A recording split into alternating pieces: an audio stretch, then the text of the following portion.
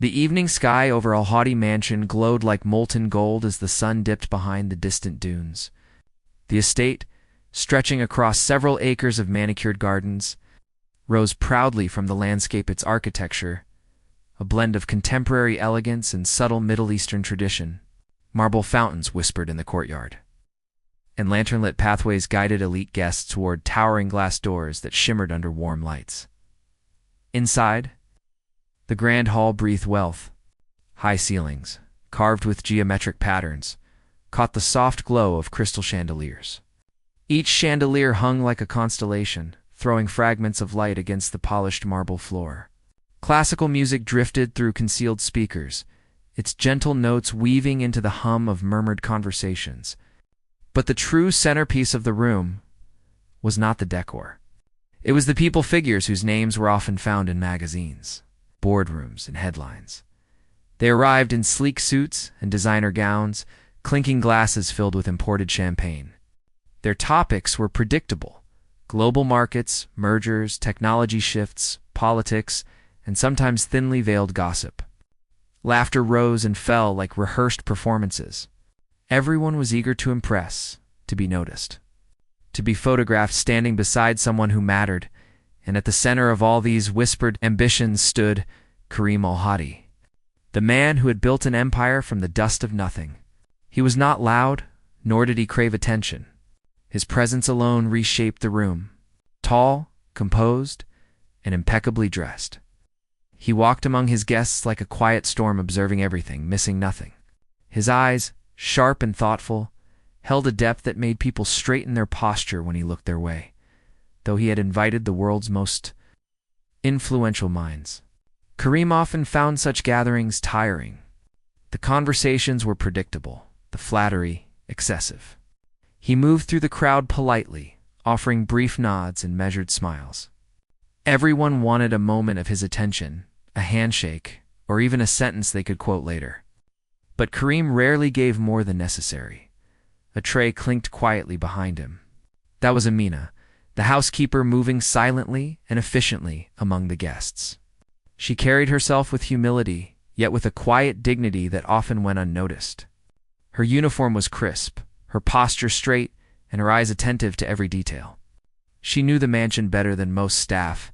She knew its rhythms, its secrets, and even some of the secrets of the people who visited. As more guests poured in, the noise thickened. Someone mentioned a billion-dollar merger. Another bragged about a new property in London. A group discussed an international summit. Karim listened for a while, but their words felt hollow. He excused himself gently and stepped toward the center of the room where the noise blended into a dull background. He looked around, taking in the crowd, faces groomed with confidence but lacking connection. For a moment, he wished the evening were different, less rehearsed, more genuine, on impulse, and perhaps out of curiosity. He spoke not in English, the language everyone used tonight, but in Arabic. The voice you selected does not support this language. Please click the upper right corner to switch to another voice. Can anyone tell me where the file I brought this morning was placed? The words left his mouth naturally, softly, yet clearly enough for the entire surrounding group to hear. And instantly, the room shifted. Conversations cut off mid-sentence. A slow, confused silence spread. Guests blinked at him, unsure whether they had misheard, whether he was testing them, or whether he had simply forgotten himself. Karim's expression didn't change. He waited patiently, but no one answered. Not one. The man who commanded boardrooms and governments with his voice now faced a room of people suddenly, powerless because none of them understood him. For a moment, the only sound in the grand hall was the faint clink of a distant glass. The shift was so sudden, so absolute, that even the musicians paused mid-note, unsure whether they had missed a signal. Hundreds of eyes turned toward Karim Al-Hadi, their expressions a blend of confusion, hesitation, and concealed embarrassment. The Tycoon stood calmly in the center of the room, hands loosely clasped behind him, waiting for a response that refused to come. The question he had asked in Arabic wasn't complicated. It wasn't strategic, nor was it a test of loyalty or intellect. It was a simple inquiry about a file he had brought earlier that morning. But to the people gathered in front of him, people who prided themselves on education, power, and influence, it may as well have been an ancient riddle delivered in an unfamiliar code. A few guests exchanged awkward glances. One man cleared his throat, pretending to sip from an empty glass. A woman in a glittering silver gown tried to smile politely, hoping someone else would step forward and answer. Another whispered to her companion, "What did he say?" The companion shrugged helplessly. They did not understand the words. But the silence that followed them felt heavier than language. Karim watched them all quietly. He was not irritated, more intrigued, perhaps amused by how fragile confidence could become when stripped of familiarity. English ruled their world, their businesses, their negotiations. But here, in his home, for just a moment, he had spoken in the language that shaped his childhood, his earliest dreams. His first lessons in leadership, he hadn't expected fear. A man from the European banking sector attempted to approach him with a stiff smile. "Mr. Al-Hadi," he said carefully, "I'm not sure I—" "Ah, caught that." Karim offered him a courteous nod but did not translate his question. The man stepped back, defeated, near the bar. Three oil executives whispered among themselves, trying to guess the meaning. "Maybe he's announcing something," one suggested. "Or asking a question." Another frowned. "Should we ask the interpreter?" "There is no interpreter," the third muttered. "It's not that kind of event." The uncertainty spread like ripples in water. People who normally commanded attention now looked small, unsure, stripped of the confidence that their wealth and titles usually supplied. For many guests, the realization was uncomfortable in a room full of elites. Not one of them understood the host's native language, and in that discomfort, they suddenly became aware of something they rarely noticed: the staff. Servers moved silently through the hall, refilling glasses, clearing plates, folding napkins with practiced grace. They heard the Arabic words as clearly as the guests did, but unlike the guests, they did not panic or stiffen. Some of them even understood enough to guess the meaning, but none dared speak. It wasn't their place. Not yet. Karim stood still, letting the silence stretch. He observed the reactions with a calm, unreadable expression. This was not a test of language. It was a window into character. Some people looked frustrated. Others pretended the question was trivial. A few avoided eye contact entirely, hoping the moment would pass. But the moment didn't pass. It lingered, heavy, quiet, exposing finally. Karim lifted a hand just slightly and the room seemed to breathe again, expecting him to switch back to English, but before he could speak again, something unexpected happened. From the corner of the hall, the soft sound of footsteps approached. A voice, gentle but confident, rose above the quiet air. It was not the voice of a billionaire, a minister, a CEO, or a diplomat. It was the voice of someone no one had anticipated. The housekeeper, amend her words. Spoken in perfect Arabic, sliced through the silence like light through darkness. Amina had not planned to speak. She had no desire to stand out, no intention of interrupting the powerful or stepping into a moment clearly meant for people far above her social rank. She had spent years learning the art of moving unnoticed, gliding between tables, anticipating needs before anyone voiced them, keeping her voice soft and her presence lighter than air. But as the silence stretched into something uncomfortable, something almost painful, she felt a gentle tug of responsibility. Karim hadn't asked a complicated question. He hadn't demanded reports, profits, or political answers. He had simply spoken in the language of his heart. And no one, not one of the prestigious guests, had understood him. Amina felt something within her stir not pride, but a sense of quiet truth. If no one else would answer him, then perhaps she should. She stepped forward from the corner where she had been placing empty glasses on a tray. Her footsteps were soft, barely audible beneath the muffled music and the guests' anxious breathing. Yet somehow in that thick silence, every sound felt amplified. As she moved, conversations died completely. Eyes shifted toward her, some widening in disbelief, others narrowing with curiosity. The idea that a housekeeper might interrupt such an elite gathering seemed absurd to them, almost impossible. But Kareem turned toward her calmly. As though her presence was the most natural thing in the world, Amina placed the tray down on a nearby table and bowed her head respectfully before speaking. Her voice, steady, warm, and fluent, cut through the heavy silence. The voice you selected does not support this language. Please click the upper right corner to switch to another voice. The voice you selected does not support this language. Please click the upper right corner to switch to another voice. The file you brought this morning was placed in your side office. On the wooden table beneath the window, the words floated through the hall with clarity. Fluent Arabic, spoken gently but unmistakably. And instantly the atmosphere cracked open. A collective breath escaped from the crowd: shock, curiosity, disbelief, and something else they couldn't quite name. The guests exchanged looks, as though trying to confirm whether they'd truly heard her correctly. A few mouths hung open slightly. A man in a navy suit blinked twice. Unsure if his mind was playing tricks, the only one who did not appear surprised was Kareem. A small smile tugged at the corner of his mouth, not amusement, but appreciation. He nodded slowly, acknowledging both her answer and the courage it took to step forward. "Thank you, Amina." His tone was warm, genuine, and for the briefest moment, Amina's eyes lifted to meet his before she lowered them, again out of respect. The guests watched this exchange with stunned silence. The room that minutes ago buzzed with confidence and superiority now felt uncertain, humbled. These were people who controlled industries, who negotiated billion-dollar deals, who prided themselves on global experience and international education, and yet none of them had been able to answer a simple question. But the woman they had barely noticed, the woman carrying trays and clearing tables, had spoken with fluency and understanding that none of them possessed. A ripple passed through the crowd, quiet, unspoken, but powerful. Some felt embarrassed. Some felt annoyed. Some felt impressed. But all of them felt something. Amina stepped back, resuming her position with the same grace she always carried. She did not seek attention. She did not bask in the moment. She simply returned to her duties. Yet nothing about the room was the same anymore. Kareem's eyes followed her for a moment, filled with thoughtful respect.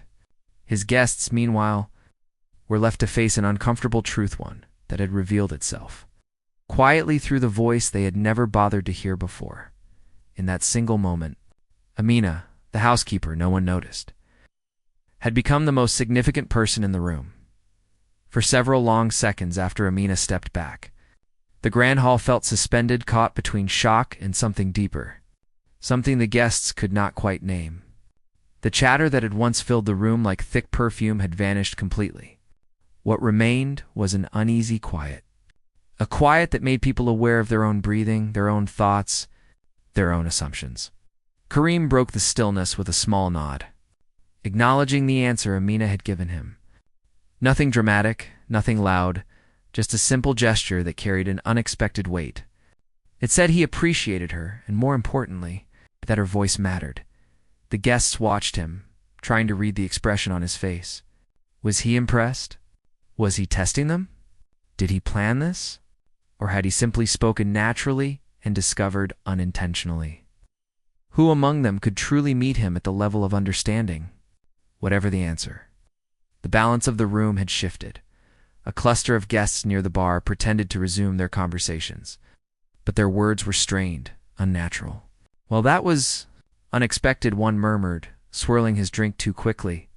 "Who would have thought?" His companion forced a laugh. "A housekeeper? Fluent in Arabic?" Who knew? But beneath their thin amusement, discomfort simmered. Across the hall, a woman in a diamond necklace whispered to her assistant, "Why didn't anyone tell me she spoke Arabic?"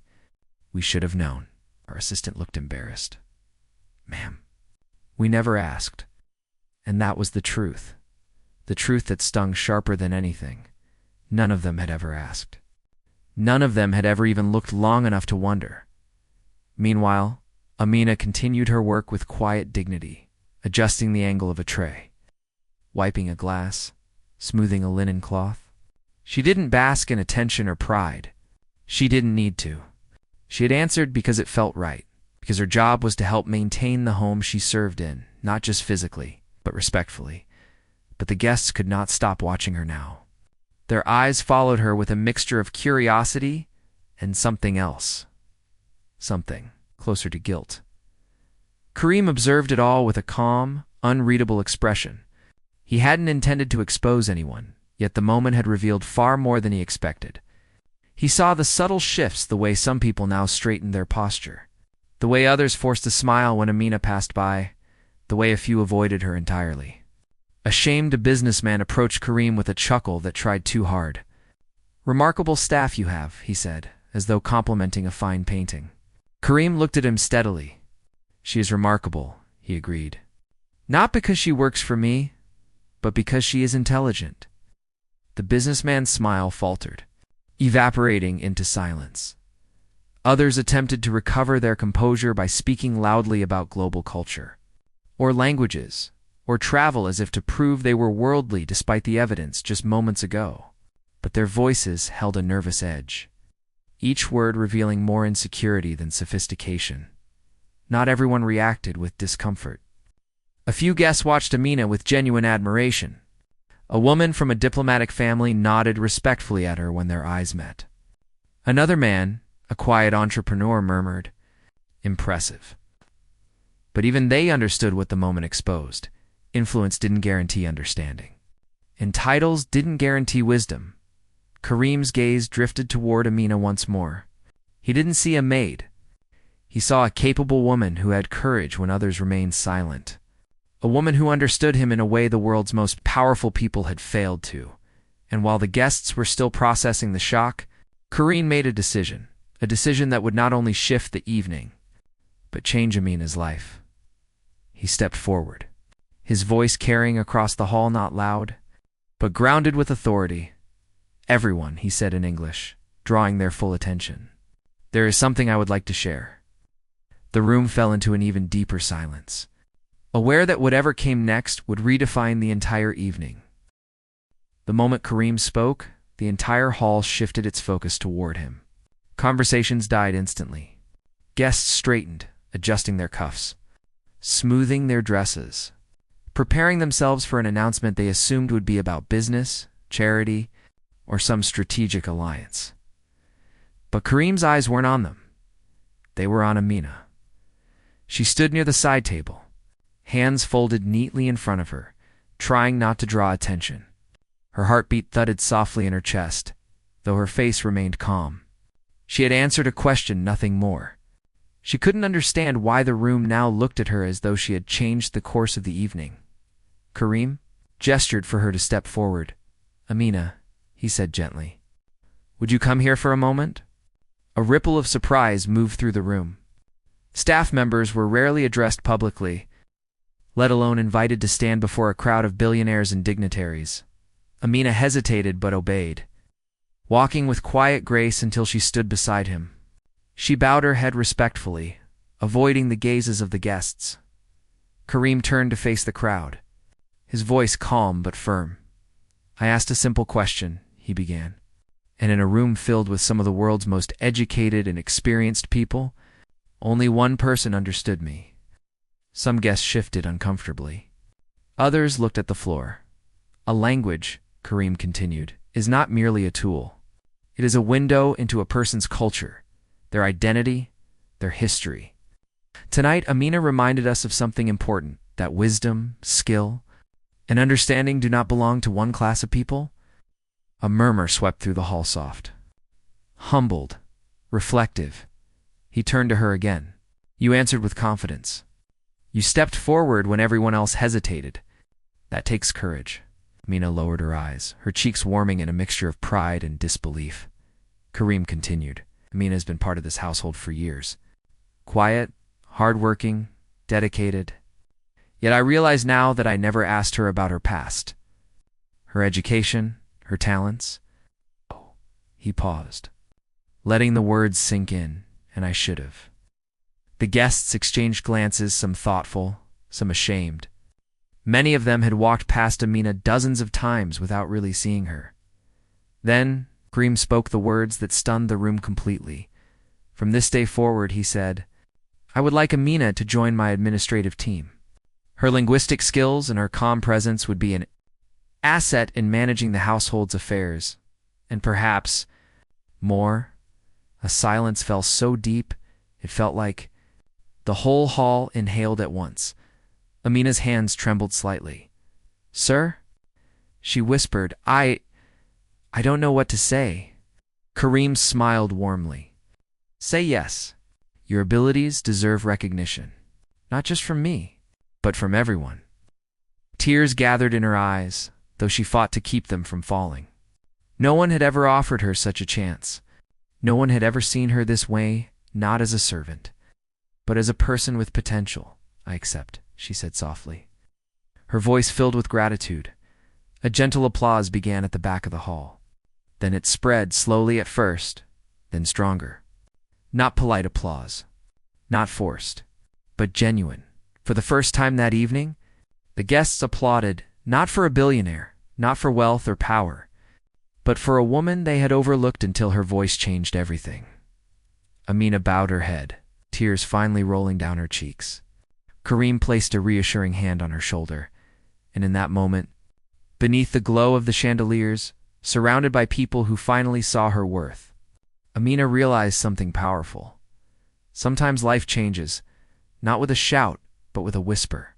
Not in a boardroom, but in a moment of unexpected courage. And sometimes, the most extraordinary voices come from the people the world never bothered to listen to.